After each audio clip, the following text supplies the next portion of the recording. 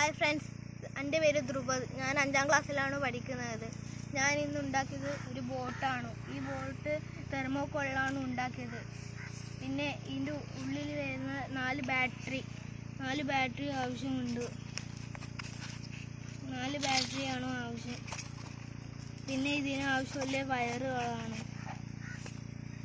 പിന്നെ ഈ വയറ് നേരെ പോകുന്ന ഈ ബാറ്ററി ഈ മോട്ടറിൻ്റെ അടുക്ക് ഇതിലുള്ള മോട്ടറുണ്ട്.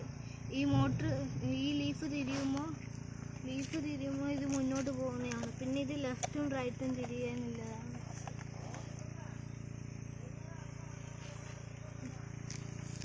എന്നാൽ നമുക്കിനി ടെസ്റ്റ് ചെയ്യാം. ഇത് ലെഫ്റ്റും റൈറ്റും തിരിയാൻ വേണ്ടി സ്റ്റെയറിങ്ങിൻ്റെ ഒരു ഭാഗമാണ്. ഇത് ലെഫ്റ്റും റൈറ്റും തിരിയുന്നതാണ്. വെള്ളത്തിൽ നിന്ന് വളയാൻ വേണ്ടി സഹായിക്കുന്ന സാധനമാണ്. ഇനി നമുക്കിത് വെള്ളത്തിൽ വെച്ച് ടെസ്റ്റ് ചെയ്യാം.